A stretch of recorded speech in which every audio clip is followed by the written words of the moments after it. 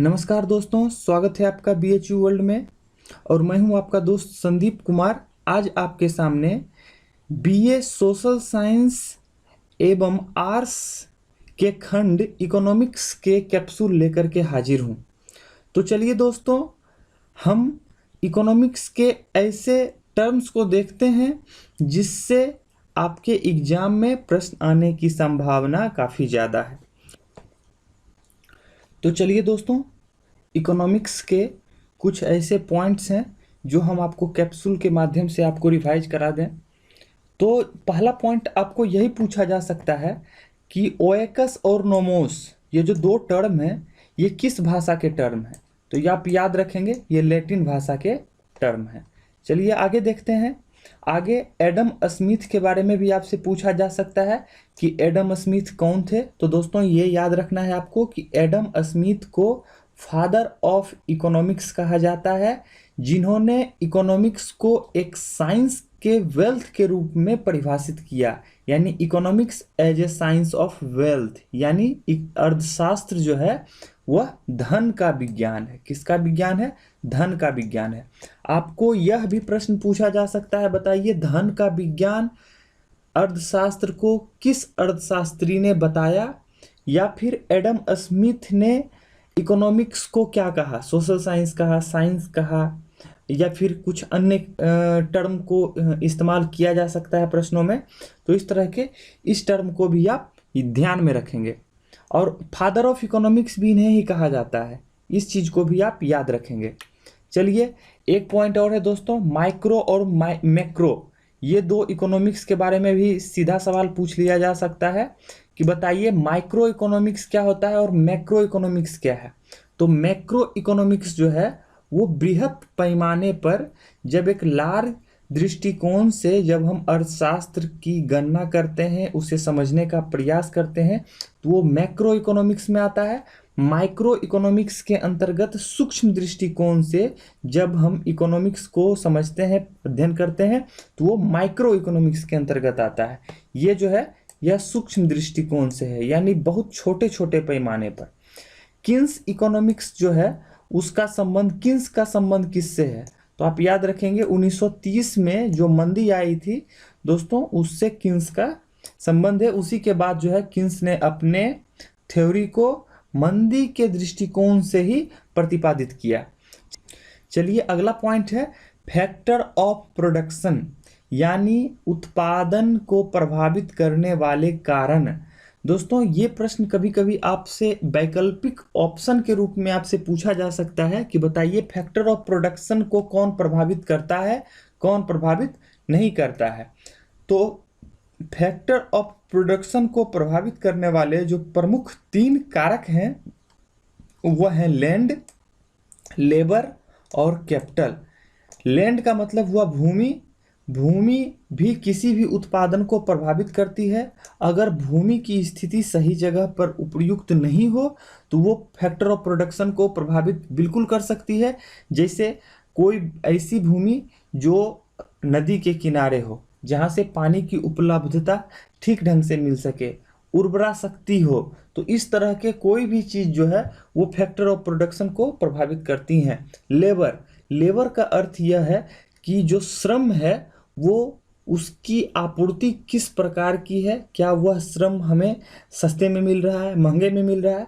तो इस तरह के कैपिटल का मतलब हुआ पूंजी।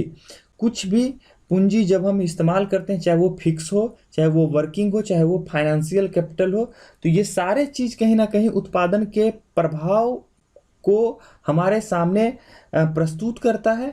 तो दोस्तों ये ऑप्शन, ये तीनों ऑप्शन के अलावा कोई अन्य ऑप्शन अगर दिया हुआ रहे तो आप दोस्तों उस ऑप्शन को देख लेंगे कि किस तरह का जो प्रश्न है वो आपसे फैक्टर ऑफ प्रोडक्शन के बारे में पूछ सकता है।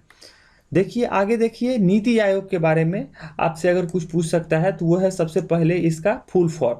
तो नीति आयोग का जो फुल फॉर्म होता है वह है नेशनल इंस्टीट्यूशनल ट्रांसफॉर्मिंग इंडिया, राष्ट्रीय भारत परिवर्तित संस्थान। आप ये याद रखेंगे, इससे प्रश्न कभी कभी पूछा गया है इसके गठन के बारे में कि 1 जनवरी 2015 को इसका गठन हुआ था। हेडक्वार्टर कहाँ है? तो नई दिल्ली। एक प्रश्न यह भी पूछा जा सकता है कि नीति आयोग का गठन जो है किसके स्थान पर हुआ है। तो दोस्तों ये आपको याद रखना है कि नीति आयोग को रिप्लेस किया गया योजना आयोग के स्थान पे। योजना आयोग का गठन 15 मार्च 1950 को किया गया था। योजना आयोग को खत्म करके उसके स्थान पे 2015 में नीति आयोग का गठन किया गया। आगे देखिए, रिजर्व बैंक ऑफ इंडिया के बारे में प्रश्न पूछ सकता है आपसे।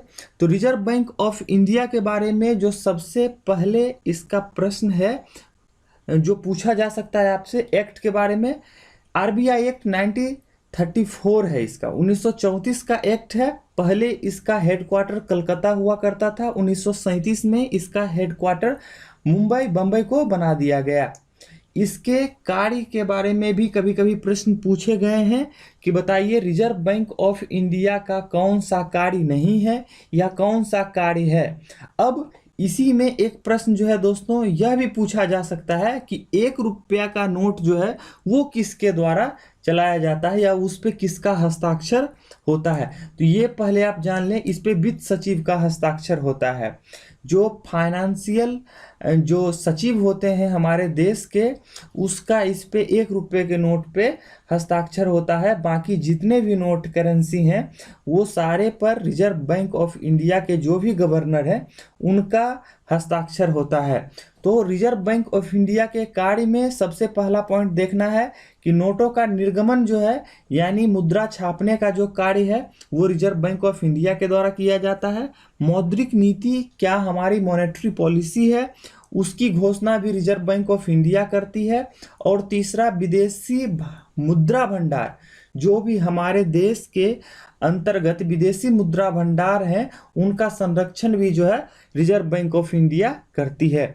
तो रिजर्व बैंक ऑफ इंडिया के ये 3 महत्वपूर्ण कार्य हैं। अब इसी में कोई अन्य कार्य आपको दे दिया जाए और पूछे कि बताइए कौन सा कार्य नहीं है, तो इस तरह के प्रश्नों को आप गौर से ध्यानपूर्वक आपको टिक लगाना है और उसका ध्यानपूर्वक आपको जवाब देना है। चलिए आगे देखिए, नाबार्ड के बारे में आपसे पूछ सकता है। नाबार्ड क्या है? तो दोस्तों नाबार्ड एक कृषि एवं ग्रामीण विकास बैंक है जिसका फुल फॉर्म है national bank for agricultural rural and development, राष्ट्रीय कृषि एवं ग्रामीण विकास बैंक। स्थापना उसकी 12 जुलाई 1992 में हुई थी शिवरमन समिति के सिफारिश पर और हेडक्वार्टर इसका कहाँ है? तो मुंबई। चलिए सेबी के बारे में देख लें। देखिए दोस्तों, इस देश में कई तरह के कार्य परियोजना जो है आधुनिक रूप में निर्मित हैं जिसको बढ़ाया जा रहा है। इसी क्षेत्र में नेशनल स्टॉक एक्सचेंज और बम्बई स्टॉक एक्सचेंज और कई अन्य तरह के जो स्टॉक एक्सचेंज हैं, इन सारे स्टॉक एक्सचेंज को निर्गमन करना, इससे देखभाल करना, इसके कार्यों को देखना, ये सारे काम जो है सेबी के माध्यम से किया जाता है। The security and exchange board of India इसका फुल फॉर्म हुआ। इसकी स्थापना 12 अप्रैल 1988 को किया गया था। कोई भी प्रतिभूति बाजार में किस तरह से कार्य कर रही है, ये सारे चीजों को क्या करती है, ये रेगुलेट करती है।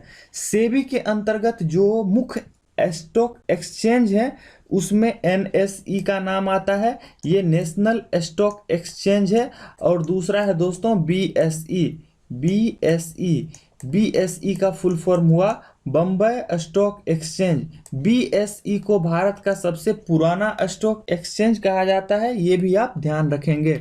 चलिए आगे देखते हैं एचडीआई के बारे में। एचडीआई क्या है? एचडीआई को ह्यूमन डेवलपमेंट इंडेक्स कहते हैं। किसी भी देश में, जैसे भारत है, भारत में रहने वाले लोगों का अगर हमें विकास मापना होगा तो विकास नापने के लिए इसका पैमाना जो निर्धारित किया गया है वो मानव विकास सूचकांक के रूप में निर्धारित किया गया है, ह्यूमन डेवलपमेंट इंडेक्स के रूप में निर्धारित किया गया, परिभाषित किया गया है।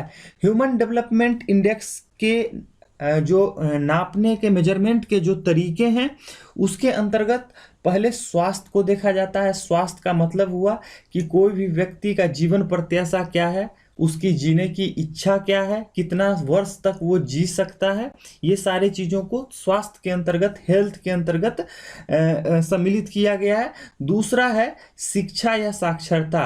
किसी भी देश की शिक्षा या साक्षरता का स्तर क्या है उसे भी हम इसके अंतर्गत सम्मिलित करते हैं। और तीसरा है जीवन स्तर यानी पर कैपिटा इनकम, यानी कुल ये प्रति व्यक्ति आय जो है वो कितना है। इन सारे तत्व के माध्यम से हम किसी भी देश का HDI निकाल सकते हैं, यानी ह्यूमन डेवलपमेंट इंडेक्स जो है निकाल सकते हैं। तो इसमें भी आपको तत्व के बारे में ही, फैक्टर के बारे में भी पूछा जा सकता है कि बताइए कौन सा फैक्टर जो HDI को इफेक्ट करता है या नहीं करता है। तो आपको याद रखना है, पहला हेल्थ हुआ, दूसरा एजुकेशन या लिटरेसी हुआ, तीसरा जो है पर कैपिटा इनकम यानी लाइफ स्टाइल जीवन स्तर के सम्मिलित तत्व हुए। चलिए आगे देखते हैं। ब्रिक्स के बारे में आपसे पूछा जा सकता है, तो सबसे पहले जान लीजिए ब्रिक्स है क्या। तो ब्रिक्स का फुल फॉर्म B से ब्राजील, R से रसिया, I से इंडिया, C से चाइना और S से साउथ अफ्रीका। दोस्तों साउथ अफ्रीका जो है सबसे बाद में इसमें सम्मिलित हुआ, पहले इसे ब्रिक कहा जाता था, अब इसे ब्रिक्स कहा जाता है। इसका फाउंडेशन जो है 2006 में किया गया और फॉर्मेशन जो है गठन 2009 में किया गया। आगे जो प्रस्तावित समिट है उसके बारे में भी आप याद रखेंगे। 2020 में जो समिट होने वाले थे वो रूस में होने वाला था, लेकिन कोरोना के कारण जो है इसे टाल दिया गया है। 2019 का जो समिट हुआ है वो ब्राजील में हुआ है।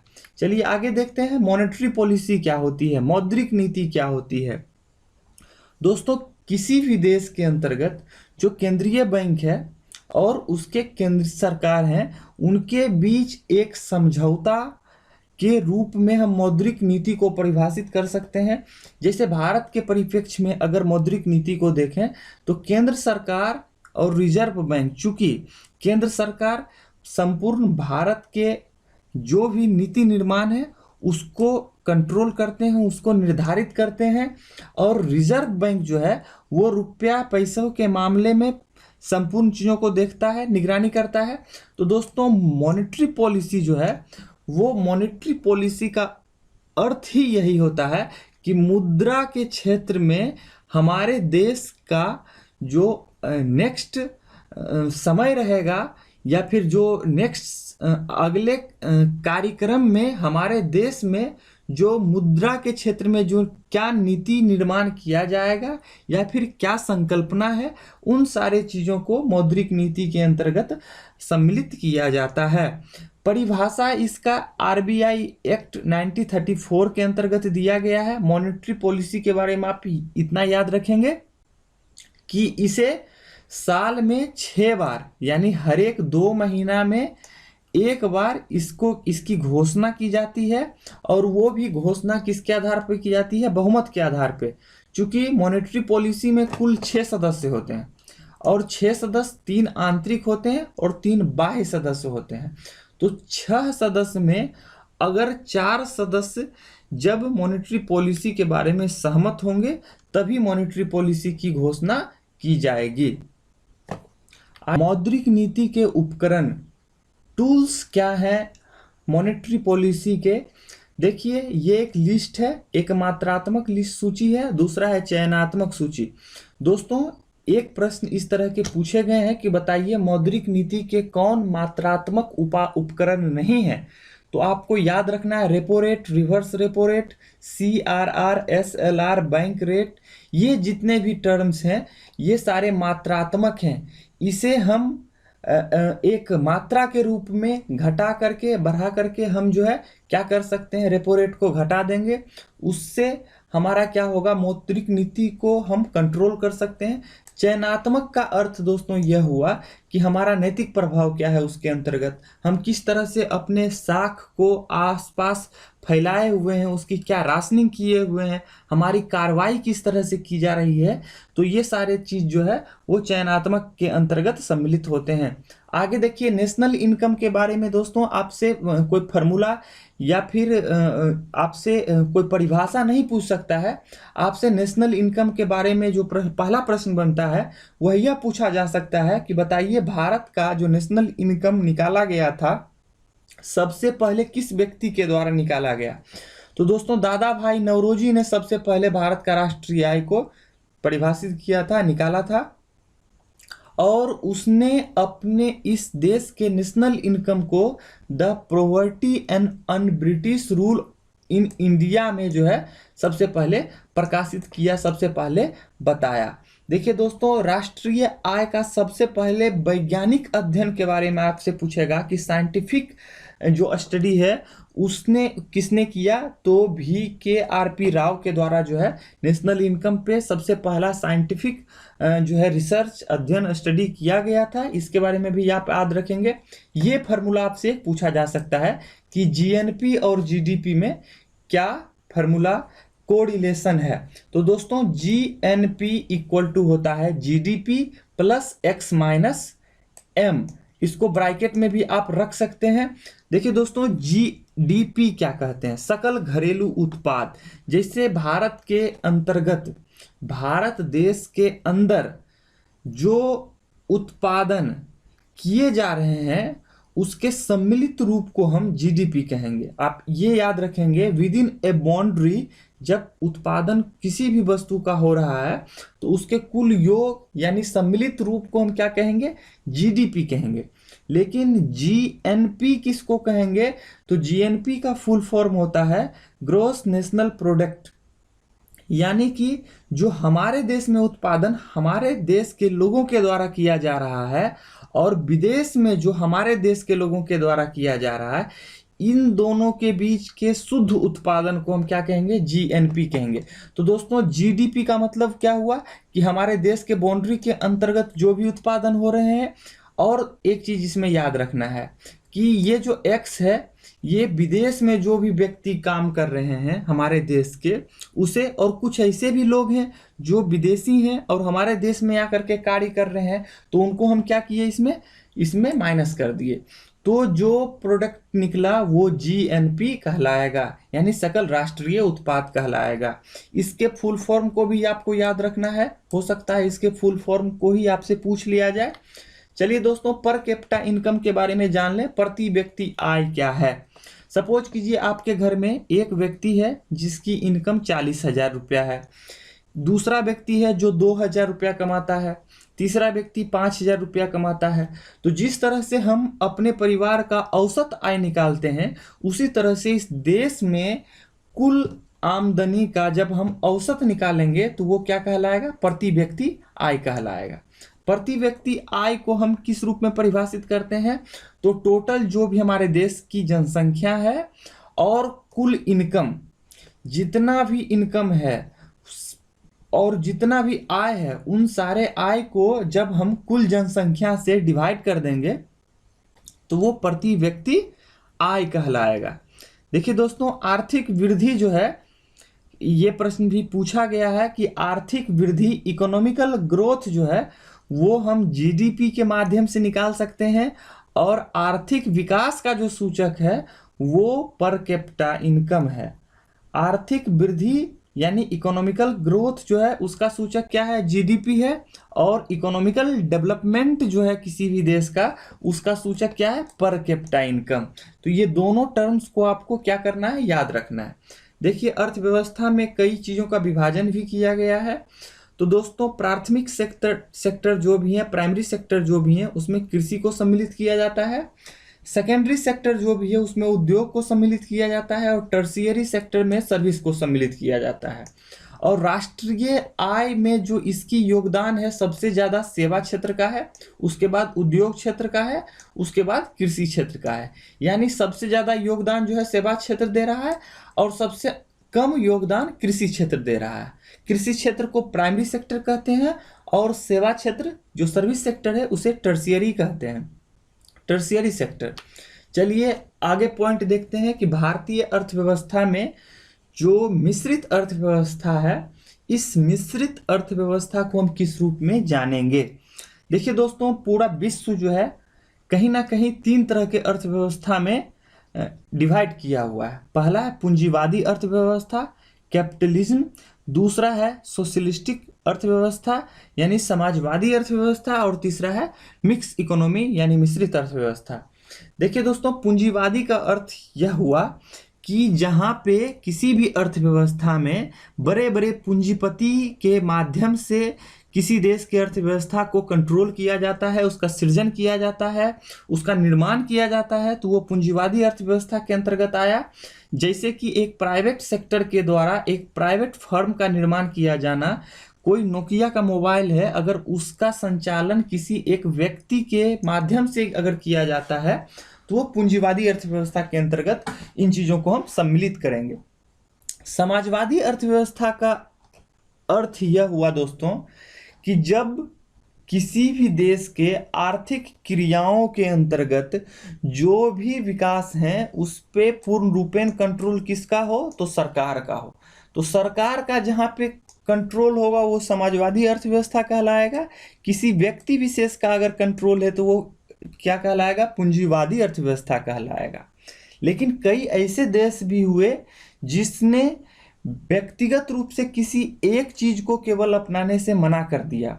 जैसे आजादी के समय भारत के सामने दो महत्वपूर्ण चुनौती थी। एक जो हमारी जो संरचना है, जो हमारे देश की संरचना है, इन संरचनाओं को बृहत रूप से निर्माण करना, और दूसरा पूंजी के सुचारू रूप से इसका संचालन करना।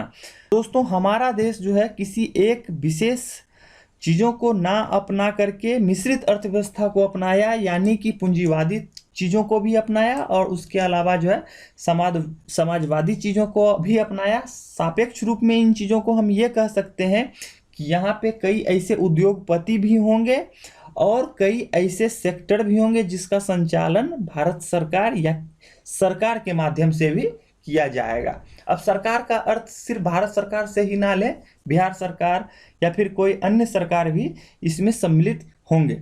चलिए दोस्तों आगे देखिए, एक बार प्रश्न जो है ये पूछा गया है, हालांकि ये बीएचयू एंट्रेंस में नहीं पूछा गया है, कि बताइए सबसे लोकतांत्रिक, सबसे प्राकृतिक और सबसे कम नियंत्रित जो है वो किस अर्थव्यवस्था को आप कह सकते हैं। तो देखिए दोस्तों, समाजवादी अर्थव्यवस्था जो भी है इसका उद्देश्य यह होता है कि हम जन कल्याण के माध्यम से चीजों को लोगों तक पहुंचाएं।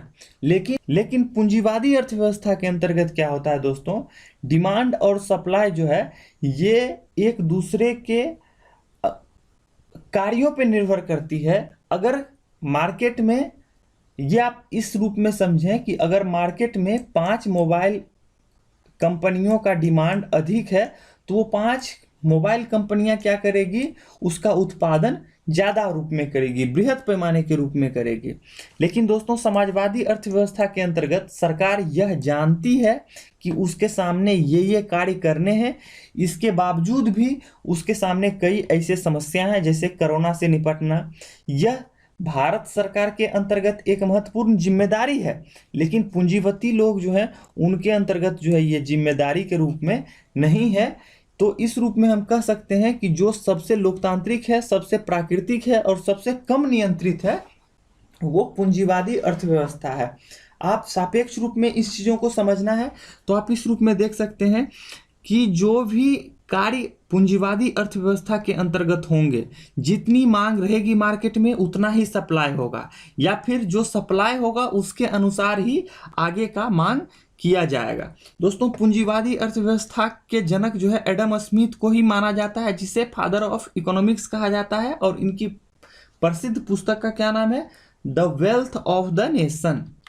चलिए आगे देखिए, लेसस फेयर का सिद्धांत क्या है।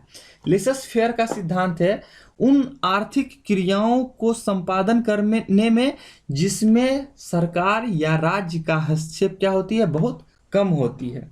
समझ गए इन चीज़ों को। चलिए आगे देखते हैं, समाजवादी अर्थव्यवस्था के अंतर्गत क्या होता है। समाजवादी अर्थव्यवस्था के अंतर्गत सारे सिद्धांत जो भी होते हैं वो सरकार के द्वारा प्रतिपादित किया जाता है, उसके द्वारा जो है रेगुलेट किया जाता है। देखिए दोस्तों, इसके जनक जो है कार्ल मार्क्स को कहा जाता है, और कार्ल मार्क्स की अगर पुस्तक आपके बारे में पूछ दे तो कार्ल मार्क्स का प्रसिद्ध पुस्तक जो है उसका नाम है दास कैपिटल। चलिए आगे देखते हैं, मिक्स इकोनॉमी क्या है। तो मिक्स इकोनॉमी में हम पूंजीवादी अर्थव्यवस्था और समाजवादी अर्थव्यवस्था इन दोनों को सम्मिलित करते हैं। दोस्तों एक चीज आपको ये याद रखना है कि मिश्रित अर्थव्यवस्था के अंतर्गत जो भारत का झुकाव आजादी के समय था वो समाजवादी की ओर था। यानी सरकार चाहती थी कि सभी चीजों का नियंत्रण किसके द्वारा हो, तो वो सरकारी तंत्र के माध्यम से हो। लेकिन वर्तमान परिप्रेक्ष्य में क्या देख रहे हैं कि हर एक दिन कुछ ना कुछ आप सुनते हैं कि सरकार ने एलआईसी का कुछ शेयर बेच दिया, सरकार ने इस बैंक का कुछ शेयर को बेच दिया। इसका अर्थ यह हुआ कि उसका रेगुलेशन कहीं ना कहीं हम पूंजीपति के हाथों में दे रहे हैं। तो है तो मिश्रित अर्थव्यवस्था है, लेकिन वर्तमान समय में झुकाव किसकी ओर है, तो पूंजीवादी अर्थव्यवस्था की ओर है। मिश्रित अर्थव्यवस्था होने के बावजूद भी इसका झुकाव पूंजीवादी अर्थव्यवस्था की ओर है वर्तमान परिप्रेक्ष्य में। इसको आपको याद रखना है। चलिए आगे देखते हैं पीपीपी मॉडल क्या होता है। पीपीपी मॉडल का अर्थ यह हुआ दोस्तों कि जब मिश्रित अर्थव्यवस्था है तो मिश्रित अर्थव्यवस्था के अंतर्गत पब्लिक सेक्टर भी है, प्राइवेट सेक्टर भी है और कुछ पार्टनरशिप भी होते हैं। जैसे हम सार्वजनिक क्षेत्र के कोई भी क्षेत्र को आप ले लें, जैसे सेल है, steel authority of India limited, ये हुआ। फिर निजी उपक्रम में कोई भी क्षेत्र को ले लें, जैसे विप्रो हुआ, रिलायंस हुआ, जियो हुआ, ये सब निजी उपक्रम के क्षेत्र हैं। कुछ ऐसे सेक्टर भी हैं जो संयुक्त उपक्रम के हैं, जिसमें कुछ ऐसे तथ्य हैं जिसका संचालन सरकार के द्वारा किया जाता है, या फिर हो सकता है कि सरकार की उसमें हिस्सेदारी है लेकिन उसका संचालन कौन है, प्राइवेट के माध्यम से किया जाता है। तो ऐसे भी उपकरण को मिक्स इकोनॉमी में सम्मिलित किया जाता है। मिक्स इकोनॉमी का ये अर्थ आप मत समझ लेंगे कि सार्वजनिक क्षेत्र को केवल सम्मिलित किया जाएगा या फिर अलग से निजी क्षेत्र को सम्मिलित किया जाएगा। हो सकता है पार्टनरशिप के रूप में भी किसी चीज को अगर सम्मिलित किया गया हो तो वो भी एक मिक्स इकोनॉमी का हिस्सा है। इसी को पीपीपी मॉडल कहते हैं। तो अगर आपसे पीपीपी मॉडल के बारे में पूछे कि पीपीपी मॉडल क्या है, तो पब्लिक, प्राइवेट और पार्टनरशिप, ये तीन तरह के जो है चीज इसमें सम्मिलित किए जाते हैं। मिनी रत्न, नवरत्न और महारत्न, ये जो है ये तीनों टर्म जो है इसको आप देख लेंगे। वर्तमान समय में मिनी रत्न के अंतर्गत कितने कंपनी सम्मिलित हैं आप इसे अलग से नोट कर लेंगे सर्च कर करके। ये पुराना है, हो सकता है इसमें कुछ बदलाव किए गए हो। आगे इसमें देखिए दोस्तों, महारत्न जो कंपनियां हैं उसमें राउरकेला, भिलाई और दुर्गापुर, ये जो तीन कंपनियां हैं। तो राउरकेला जो है जो कि उड़ीसा में है, इसे जर्मनी के सहयोग से निर्मित किया गया था। भिलाई जो कि छत्तीसगढ़ में है, इसे रूस के सहयोग से निर्मित किया गया। और दुर्गापुर पश्चिम बंगाल में जो है इसे ब्रिटेन के सहयोग से निर्मित किया गया है। आगे देखिए दोस्तों, इनडायरेक्ट टैक्स के बारे में प्रश्न है कि इनडायरेक्ट टैक्स क्या होता है। देखिए टैक्स दो तरह के होते हैं, एक डायरेक्ट टैक्स और दूसरा इनडायरेक्ट टैक्स। डायरेक्ट टैक्स कहते हैं जब हमारा इनकम पे सरकार डायरेक्ट हमसे टैक्स ले लेती है, हमसे डायरेक्ट कहती है कि आपका इतना इनकम हुआ, आप हमें कर प्रदान कीजिए, तो वो डायरेक्ट श्रेणी के टैक्स हुए। इनडायरेक्ट के अंतर्गत होता है कि जब हमें किसी वस्तु या सेवा पर अप्रत्यक्ष तरीके से कर ले लिया जाए। जैसे आप एक 5 रुपए का एक बिस्किट खरीदे, तो इसमें आप देखेंगे कि इसमें लिखा हुआ है कि इंक्लूसिव ऑल टैक्सेस, यानी कि कुल तरह के जो टैक्स हैं उनको मिला करके आपको 5 रुपया पे करना है। तो आप तो पैसा पे तो कर रहे हैं सर्विस के नाम पे, लेकिन उसमें क्या किया सरकार ने, 5%, 10%, कुछ भी हो, वो आपसे क्या किया कि वो टैक्स के रूप में आपसे ले लिया। तो दोस्तों अप्रत्यक्ष कर जो होते हैं इसके बारे में आपसे जो घुमा करके प्रश्न पूछ सकता है वो है जीएसटी। यानी जीएसटी का फुल फॉर्म जो है गुड एंड सर्विस टैक्स कहलाता है। और जो वर्तमान समय में रेट है वो है 0%, 5%, 12%, 18% और 28%।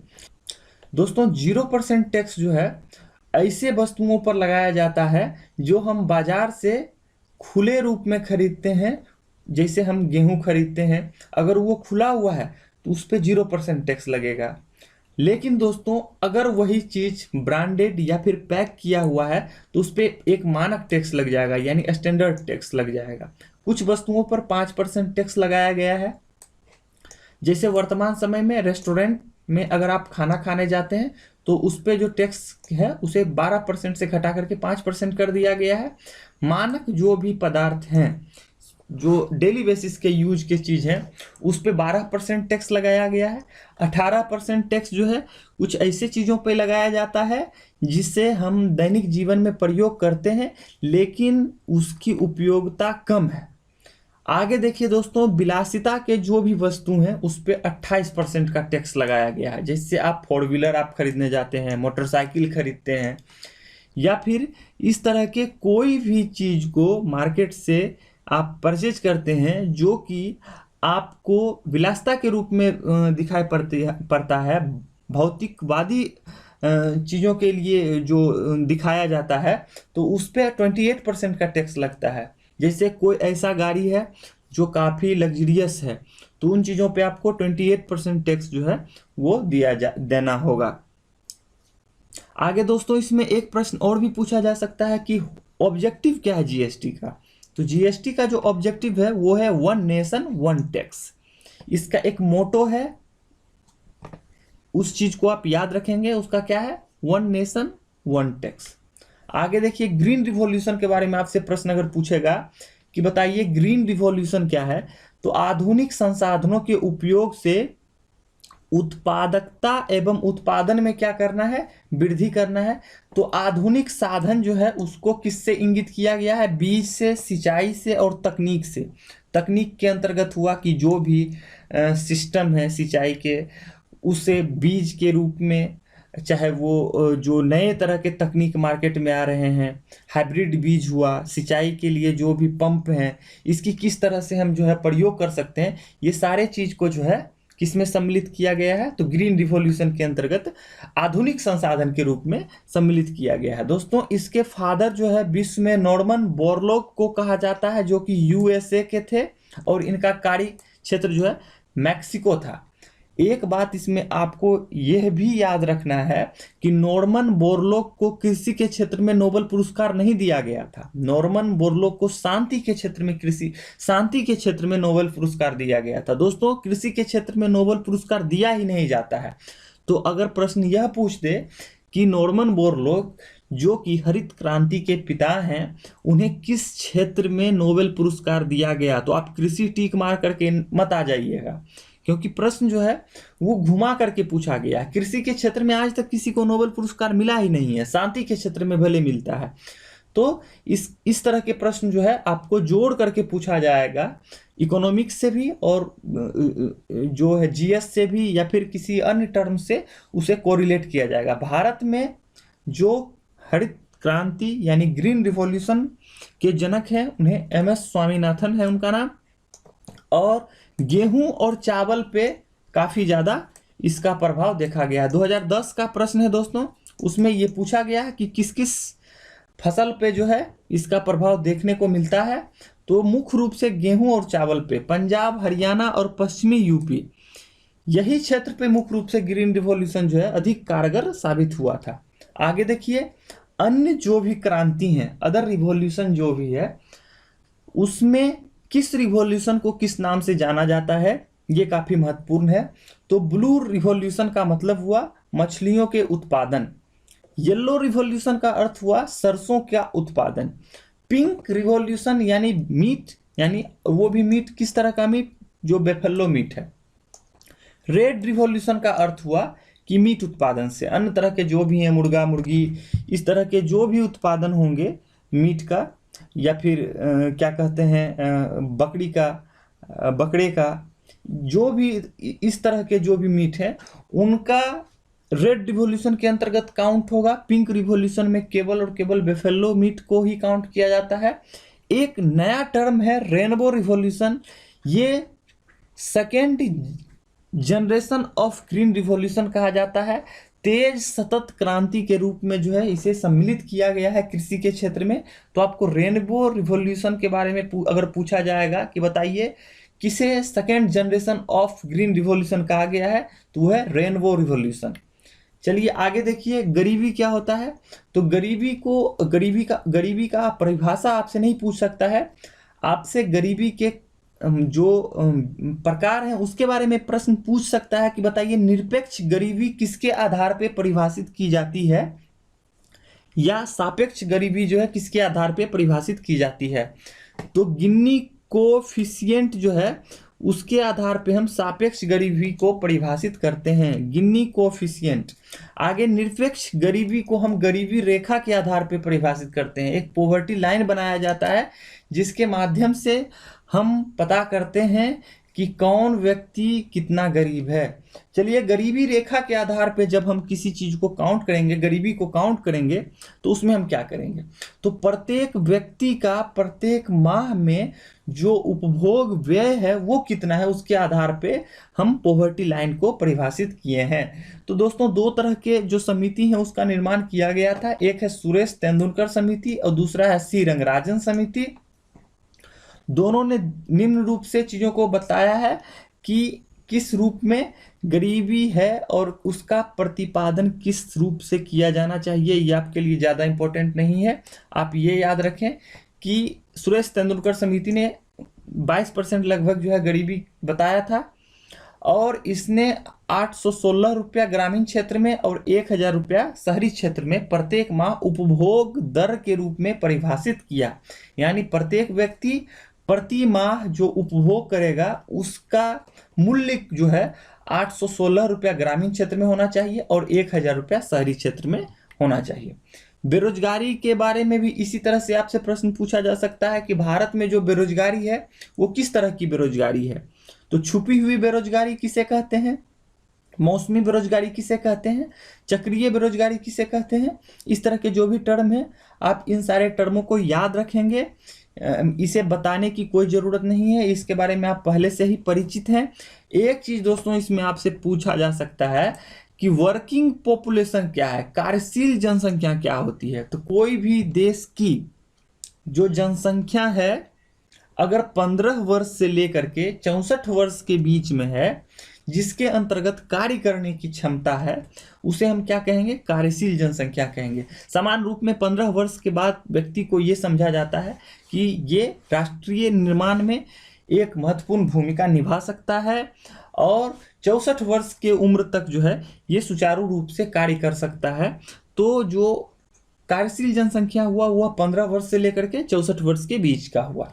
चलिए आगे देखिए फिलिप्स वक्र क्या है। तो दोस्तों फिलिप वक्र के बारे में भी प्रश्न एक बार पूछा गया है 2012 या 13 में कि बेरोजगारी की दर तथा मुद्रास्फीति की दर के मध्य किस तरह के जो संबंध हैं वो फिलिप वक्र बताता है। यानी कि अनएम्प्लॉयमेंट रेट जो है और इन्फ्लेशन जो है इसके बीच का जो संबंध है वो फिलिप वक्र क्या करता है, बताता है।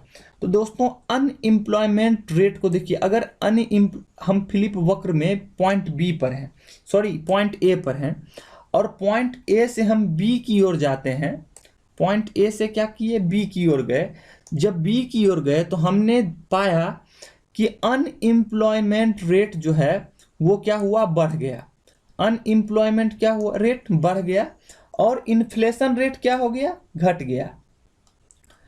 जबकि पॉइंट ए से सी की ओर आते हैं तो हम देखते हैं कि इन्फ्लेशन रेट बढ़ने से अनएम्प्लॉयमेंट रेट जो है वो क्या हो गया, घट गया। यानी कि बेरोजगारी की दर और मुद्रास्फीति के बीच जो है एक अल्पकाल में जो है विपरीत संबंध होता है। यानी हमें बेरोजगारी की दर को कम करना है तो हमको क्या करना होगा, मुद्रास्फीति को, मुद्रा का वैल्यू जो है उसको कम कर देना पड़ेगा। समझ गए, फिलिप वक्र इसी चीज को बताता है। संबंध के बारे में आपसे पूछ सकता है कि किसके किसके बीच संबंध को ये बताता है। तो पहला हुआ बेरोजगारी के बीच, बेरोजगारी रेट ऑफ अनएम्प्लॉयमेंट, और दूसरा हुआ इन्फ्लेशन। चलिए पंचवर्षीय योजना में भी आप देख लीजिएगा, प्राइमरी जो 5 ईयर प्लान रहे हैं, प्रथम पंचवर्षीय योजना, तो उसके अंतर्गत जो पहला योजना है 1951 से 56 किसके मॉडल पे आधारित है, और प्राथमिक प्राथमिकता दोस्तों किसके लिए इसमें दिया गया था, तो प्राथमिकता इसमें कृषि क्षेत्र में दिया गया था। 3 बहुउद्देशीय परियोजना की शुरुआत की गई थी इसमें, भाखड़ा नांगल परियोजना, दामोदर घाटी परियोजना और तीसरा हीराकुंड परियोजना। 1952 में सामुदायिक विकास कार्यक्रम का शुरुआत किया गया था। कम्युनिटी डेवलपमेंट प्रोग्राम जो होता है उसके अंतर्गत समूह में बना करके जब हम किसी चीज का निर्माण करते हैं तो उसे सामुदायिक विकास के अंतर्गत रखते हैं। तो इसकी शुरुआत 1952 में ही की गई थी। दोस्तों ये जो 3 बहुउद्देशीय परियोजना है इसी के बारे में जवाहरलाल नेहरू ने कहा था कि जो नदी घाटी परियोजना है, जो भी चीजें इस पे बना रहे हैं, यही भारत के आधुनिक मंदिर हैं। जो भी परियोजना है, जो नदी घाटी परियोजना है, इसी को जवाहरलाल नेहरू ने क्या बताया था, तो आधुनिक भारत का मंदिर। चलिए आगे देखिए। द्वितीय पंचवर्षीय योजना जो है 1956 से 61 किसके मॉडल पे आधारित है, ये भी आप देख लीजिए। पीसी महालनोबिस के मॉडल पर आधारित है और इसमें प्राथमिकता उद्योग क्षेत्र को दिया गया था। प्राइमरी में कृषि को, दूसरा में उद्योग को, और 3 जो महत्वपूर्ण सार्वजनिक क्षेत्र के लौह इस्पात का जो निर्माण किया गया था, लौह इस्पात का, सॉरी एस नहीं, लौह इस्पात का, उसमें राउरकेला, भिलाई, दुर्गापुर, ये किस राज्य में स्थित है, आपको ये भी बहुत महत्वपूर्ण है, और किसके सहयोग से किया गया था ये भी आप देख लेंगे। इसके बाद दोस्तों एक 5वीं पंचवर्षीय योजना में कई विद्यार्थियों को कंफ्यूजन है कि सर 5वीं पंचवर्षीय योजना जो है, गरीबी हटाओ का नारा जो है, किस पंचवर्षीय योजना में दिया गया। दोस्तों गरीबी हटाओ का नारा 4थी पंचवर्षीय योजना के अंत में और 5वीं पंचवर्षीय योजना से पूर्व जो चुनाव हुए थे उसमें दिया गया था। आप इस चीज के रूप में आप याद रखेंगे। चुनाव होने के उपरांत जो भी गरीब उन्मूलन से संबंधित कार्य किए गए वो 5वीं पंचवर्षीय योजना में किए गए। किसमें किए गए, तो 5वीं पंचवर्षीय योजना में किए गए। तो जब नारा दिया गया था वो 5वीं पंचवर्षीय योजना में सम्मिलित होने के कारण जो है इसे हम 5वीं पंचवर्षीय योजना में मान करके चलते हैं। किसके मॉडल पे आधारित है, तो डीपी धर के मॉडल पे आधारित है। 3 ही मॉडल आपको याद रखना है, प्राइमरी जो पहली पंचवर्षीय योजना हुई, दूसरी और 5वीं। इसकी विशेषता क्या है कि 1975 में क्या दिया गया नारा, गरीबी हटाओ, और 1975 में ही 20 सूत्री कार्यक्रम जो है उसे भी लागू किया गया। देखिए दोस्तों कुछ योजना है जो सरकार के प्रोग्राम हैं, उसके बारे में भी आपसे प्रश्न पूछा जा सकता है, जिसमें स्टार्टअप, स्टैंड अप और मेक इन इंडिया। तो स्टार्टअप इंडिया के अंतर्गत क्या होता है कि जब कोई भी व्यक्ति नए तरीके से किसी चीज की शुरुआत करना चाहता है, बिजनेस की शुरुआत करना चाहता है, तो उसे हम स्टार्टअप कहते हैं। स्टैंड अप का मतलब हुआ कि SC, ST और महिला कामकाजी लोगों के द्वारा जब किसी तरह के बिजनेस को शुरू किया जाएगा तो वो स्टैंड अप योजना के अंतर्गत सम्मिलित होंगे, अगर वो सरकारी योजना का लाभ लेना चाहते हैं तो। स्टार्टअप का मतलब हुआ कि to start something new, new से स्टार्ट करना है, ये नए सिरे से स्टार्ट किए जाने वाले योजनाओं से संबंधित है। स्टैंड अप योजना के अंतर्गत किसे सम्मिलित किया जाएगा या किसे सम्मिलित किया गया है, तो उसके अंतर्गत होगा दोस्तों SC, ST और महिला। देखिए अगला पॉइंट है मेक इन इंडिया। तो इसका दोस्तों संबंध विनिर्माण से है और व्यवहारिक रूप में इसका कार्य यही है कि हर एक जो भी कंस्ट्रक्शन है हमारे देश के अंतर्गत, जो भी तकनीक है उनके क्षेत्र में जो है हमें किस रूप से उसे विनिर्माण करना है, उसे मेक इन इंडिया के अंतर्गत नए उद्योग को बढ़ावा देने में ये तीनों योजनाओं को का काफी महत्वपूर्ण योगदान रहा है। और मेक इन इंडिया का जो सिंबल है वो लायन है, शेर है, ना कि बाघ। आप इस चीज को भी आप याद रखेंगे। चलिए कुछ मुख्य टर्म है, हो सकता है इसके फुल फॉर्म आपसे पूछ लिए जाए, जिसमें HDI है। HDI का फुल फॉर्म होता है human development index, GDP gross domestic product, SLR, FDI, OMO, CRR, RBI और GST। ये सारे टर्म को आप क्या करेंगे, नोट करके रख लेंगे। हो सकता है इसके बारे में आपसे कोई एक टर्म पूछ लिया जाए कि बताएं इसका फुल फॉर्म क्या होता है।